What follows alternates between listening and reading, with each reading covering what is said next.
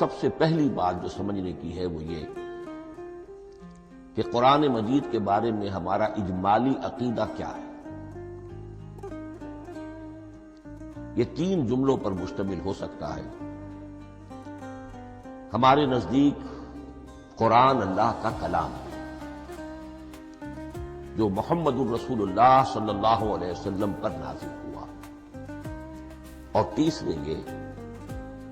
کہ یہ مکمل محفوظ شکل میں موجود ہے بنوعاً، اس میں نہ کوئی تحریف ہوئی ہے نہ کوئی تبدیلی ہوئی ہے۔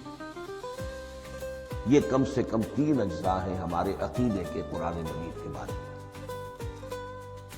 لیکن اب اس کی کچھ علمی توضیحات۔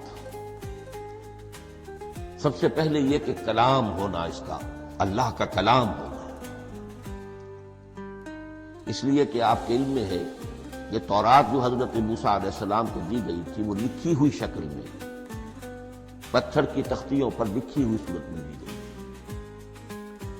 اور قرآن مجید کی تنزیل جو محمد رسول اللہ صلی اللہ علیہ وسلم پر ہوئی ہے وہ ایک مختلف صورت میں ہے۔ اس کو قرآن مجید خود اللہ کا کلام قرار دیتا ہے۔ چنانچہ سورہ توبہ کی آیت ہے، آیت نمبر 6، وَإِنْ أَحَدٌ مِّنَ الْمُشْرِكِينَ اسْتَجَارَكَ فَأَجِرْهُ حَتَّى يَسْمَعَ كَلَامَ اللَّهِ ثُمَّ أَبْلِغْهُ مَأْمَنَهُ۔ جب ہجرت کے 9ویں سال آخری وارننگ دی گئی تھی مشرکین عرب کو کہ اب صرف تمہیں چند مہینے کی مہلت دی جا رہی ہے، اس دوران میں آخری فیصلہ کر لو اسلام قبول کرنا ہے یا نہیں، اس لیے کہ اس کے بعد مشرکین عرب کے لیے کوئی رعایت نہیں ہوگی، جو لوگ اسلام قبول نہیں کریں گے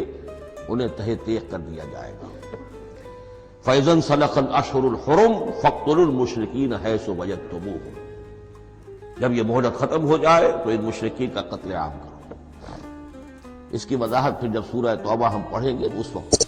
یقیناً ذہن میں کچھ اشکالات آئیں گے، لیکن اس وقت اس ضمن میں تفصیلی بحث کا موقع نہیں ہے۔ اب اس میں ایک استثناء رکھا گیا کہ ایک مشرک ہے، وہ چاہتا ہے کہ اتنا بڑا چیلنج جو ہمیں دے دیا گیا تو ہمیں موقع دیا جائے کہ ہم آئیں، آپ کے پاس بیٹھیں، کچھ دن رہیں، اللہ کا کلام سنیں،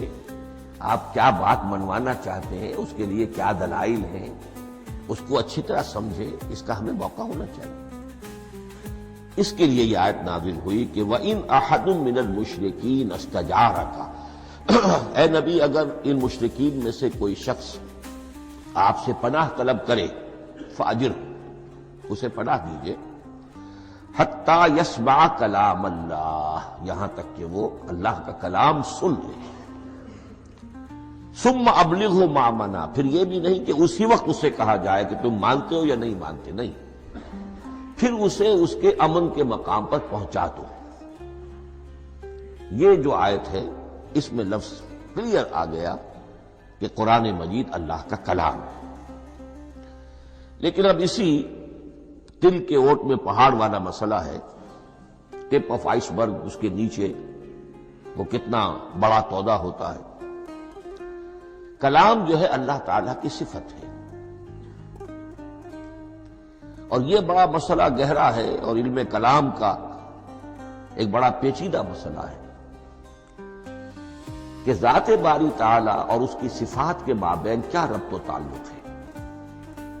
آیا صفات ذات کا جز ہیں، جزو لا ینفک ہے، حصہ ہے، یا کچھ زائد بر ذات ہے، جس کو علامہ اقبال نے ایک جگہ کہا ہے صفات ذات حق، حق سے جدا یا عین ذات۔ یہ ہمارے علم کلام کا ایک بڑا پیچیدہ مسئلہ ہے، لیکن یہ کہ اس میں متکلمین کا جو تقریباً اجماعی فیصلہ ہے وہ 2 لفظوں میں آتا، لا عین ولا غیر۔ اللہ کی صفات نہ تو اس کی ذات کا عین ہے نہ اس کی ذات سے غیر ہے، بہت پیچیدہ شکل ہے، اور یہ بھی اس وقت کا میرا موضوع نہیں ہے، میں صرف کسی اور موضوع کے لیے صرف